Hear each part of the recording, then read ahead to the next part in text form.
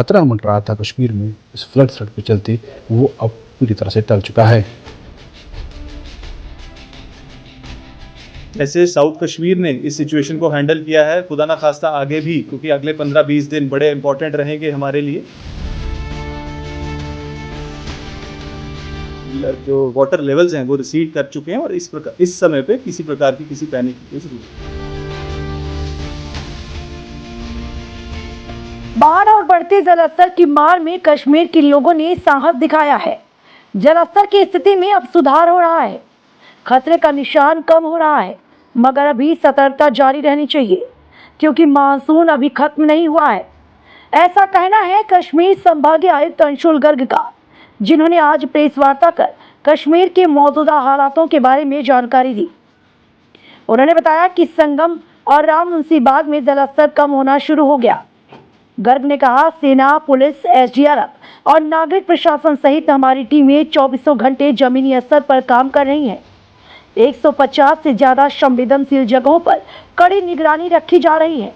और पिछले 48 घंटों में झेलम तटबंधों में किसी दरार की सूचना नहीं मिली है। जम्मू कश्मीर में जिस तरह से जो बाढ़ की स्थिति बनी हुई थी और सबसे ज़्यादा नुकसान जम्मू में देखने को मिला था, वही कश्मीर को भी हाईलाइट पर कर दिया गया था। लेकिन फ़िलहाल हम आज जो है डिवीजनल कमिश्नर कश्मीर के कार्यालय में मौजूद हैं। अंशुल गर्ग IAS जो डिवीजनल कमिश्नर हैं, उन्होंने साफ तौर पर यह वाज़ह किया प्रेस वार्ता के ज़रिए कि कश्मीर अब में जो फ्लड थ्रेट था वो ओवर हो चुका है, यानी कि पैनिक करने की ज़रूरत नहीं है। लेकिन आने वाले दिनों में मज़ीद अगर बारिशें होती तो लोगों को अलर्ट पर रहने की ज़रूरत है। किन चीज़ों का हिदायत दी गई और क्या चीज़ें हमें अपनानी होगी, इस पर भी बात होगी। और सबसे बड़ी बात यह है कि जो खतरा मंडरा था कश्मीर में इस फ्लड थ्रेट के चलते, वो अब पूरी तरह से टल चुका है। क्या कुछ कहा अंशुल गर्ग ने इस प्रेस वार्ता में, आप रिपोर्ट में देखिए। सवाल पूछना चाहिए सर, आप पहले स्टेटमेंट थोड़ा लाउड से। सबसे पहले तो जी मैं सभी मीडिया हमारे साथियों का बहुत बहुत शुक्रिया करना चाहता हूं कि बड़े शॉर्ट नोटिस पे आप लोग यहां पर पहुंचे हैं और जो हमारे कश्मीर के हालात पिछले कुछ दिनों में रहे हैं उसके लिए भी मैं सारी आवाम को भी मुबारकबाद देना चाहता हूं। जिस तरीके से उन्होंने इस सिचुएशन को हैंडल किया, भले ही हालात थोड़े टफ थे, कुछ परेशानियां हमें देखने को मिली,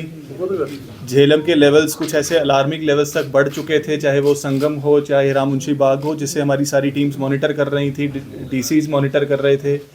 इरिगेशन एंड फ्लड कंट्रोल की पूरी टीम उसको देख रही थी और मेट्रोलॉजिकल डिपार्टमेंट से भी हमें लगातार फोरकास्ट आ रहे थे।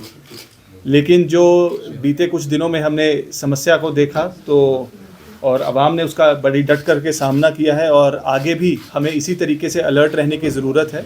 और मैं यही अपील एडमिनिस्ट्रेशन की तरफ से सभी लोगों को करना चाहूँगा,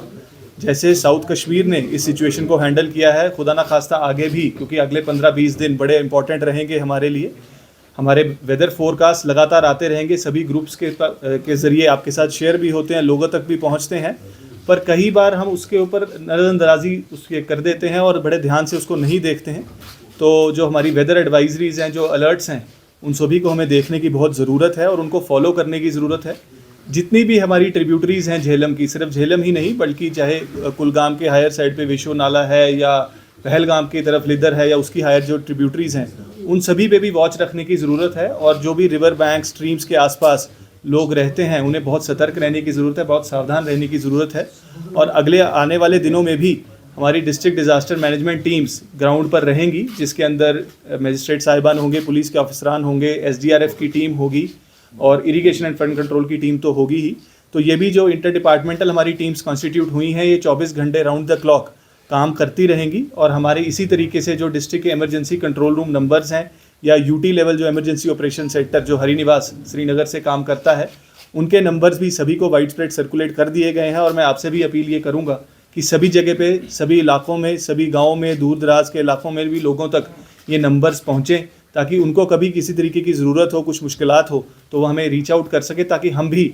उनकी समस्याओं को एड्रेस कर सकें। फ़िलहाल ये एक शॉर्ट टर्म अरेंजमेंट रहेगा अगले 15-20 एक महीने के लिए, जब तक जो है हालात या मानसून का जो सिस्टम है वो इम्प्रूव नहीं हो जाता है और रिसीड नहीं कर जाते हैं जो मानसून शावर्स हैं।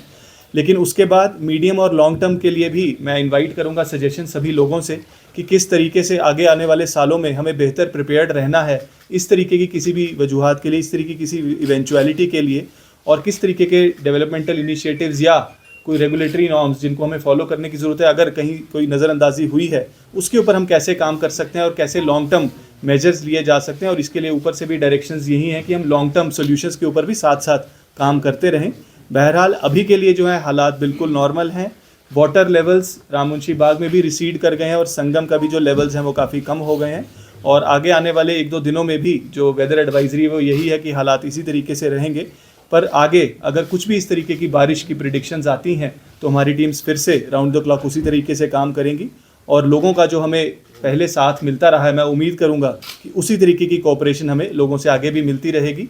मैं अपनी सभी डिपार्टमेंटल टीम्स, हमारी irrigation flood control teams, police, SDRF और हमारी जो 15 कोर की आर्मी की टीम है जिन्होंने भी पिछले 1-2 दिनों में बहुत अच्छा काम किया है, उनको भी मैं इस मौके पर बहुत बहुत मुबारकबाद देना चाहूँगा। We have always been modifying and improving upon our resource measures and our response systems. So the SDRF has augmented its resources, be it in terms of the number of manpower, people on the ground, or be it the number of boats that they have. The visuals that were floating around yesterday from Srinagar city, they were from the SDRF team's boat, the SDRF team members as well as their boats, which were deployed in the low-lying areas to take people to safety. And in future also measures would be put in place to even augment the numbers further. Similarly, the Irrigation and Flood Control Department has also done a commendable work in the restoration of some vulnerable spots along the Jhelum's embankments. So as of now also there are around 150 vulnerable spots as we see, but most of them they lived up to the expectations of the department and as there was no breach on either of the embankments of Jhelum right across the past 48 to 72 hours. So I would like to appreciate the department as well as the police and the SDRF teams that they have been able to learn from the challenges that we have faced over the past decade and will continue to do so in future. Sir एक चीज बड़ा सही मुद्दा उठाया क्योंकि embankments को protection ही हमारा सबसे बड़ी सेफ्टी है इसकी तरीके की किसी भी अगर इवेंचुअलिटी आगे आती है। और जैसा मैंने पहले कहा कि एम्बैंकमेंट्स की स्ट्रेंथनिंग पर काफ़ी काम हुआ है और उसी वजह से किसी प्रकार का हमें इरोजन या स्पिल ओवर पिछले दिनों में नहीं मिला है। जबकि हमें ये जहन में रखने की ज़रूरत है कि संगम में भी और राममुंशी बाग पे भी जो हमारे डेंजर लेवल्स तक पानी पहुंचा है, जो कि तकरीबन 10 साल हाई जो लेवल्स हैं वो 10 ईयर हाई लेवल्स थे, लेकिन उसके बावजूद किसी प्रकार का कोई ऐसा नुकसान हमें देखने को नहीं मिला है। तो आई एम श्योर कि जो रेस्टोरेशन वर्क्स हैं वो अच्छे हुए हैं। पर जो कहीं कहीं चैलेंजेस जिस तरीके का आपने जिक्र किया अगर आए हैं उसके ऊपर मैं समझता हूँ कि हमारी सभी जो डिस्ट्रिक्ट टीम्स हैं, हमारी इरिगेशन फ्लड कंट्रोल टीम्स हैं, उसका एक जायज़ा लिया जाएगा ताकि अगर कोई करेक्टिव मेजर्स की जरूरत है उसको तुरंत लिया जा सके। सर आपने कहा क्योंकि एक मॉनसून पैटर्न है जो अक्रॉस द कंट्री चलता है और 20 सितंबर तक हम मानते हैं जनरली कि मॉनसून शार्स कभी भी एक्सपेक्टेड रहते हैं और उसके बाद जनरल ही रेनफॉल के जो पैटर्न्स हैं वो डिक्रीज करते हैं। तो इसलिए जो मेट्रोलॉजिकल डिपार्टमेंट है उनकी तरफ से भी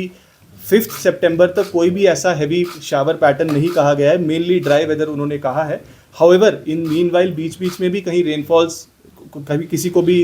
ऐसा नहीं कहा जा सकता है बिल्कुल बारिश नहीं होगी, इसलिए कॉशियस रहने की अगले कुछ दिनों के लिए ज़रूरत है और अलर्ट पे रहने की हमें ज़रूरत है। जो अर्ली वार्निंग सिस्टम कह रहे हैं, integrated operational forecasting system IOFS live है, उसी IOFS के ज़रिए ही हमारी जो टीम्स हैं फ्लड कंट्रोल की हमें बता पा रही थी, प्रिडिक्ट कर पा रही थी और डाउन द लाइन भी वो इन्फॉर्मेशन कन्वे कर पा रही थी। उसी के साथ एक इंटीग्रेटेड डिसीजन सपोर्ट सिस्टम है DSS जिसको कहते हैं, जो आगे फर्दर डिस्ट्रिक्ट्स में जितनी भी मैन पावर है उसके ऊपर मैप्ड है और उनको SMS alerts time to time पहुंच रहे थे मेट्रोलॉजिकल डिपार्टमेंट की भी और IOFS सिस्टम के ज़रिए भी कि किस प्रकार के वेदर पैटर्न्स आगे रहेंगे और उसी को देखते हुए ही जो हमारी सारी मॉनिटरिंग टीम्स है वो काम कर रही थी। हाउएवर हमेशा ही इम्प्रूवमेंट्स का स्कोप रहता है, भले हमने चीज़ें डेवलप की हैं बट और बेहतर इनको कैसे बनाया जा सके उसके ऊपर हम काम। ऐसा है कि जहाँ तक मोबाइल कनेक्टिविटी का ताल्लुक है, हम सब देख रहे हैं कि जम्मू में काफ़ी एक्सटेंसिव डैमेज इस वेदर पैटर्न की वजह से हुआ है और हमारा जो लिंक है वो सारा जम्मू के ज़रिए रहता है और चाहे वो BSNL हो चाहे वो एयरटेल हो, उनकी teams round the clock war footing पे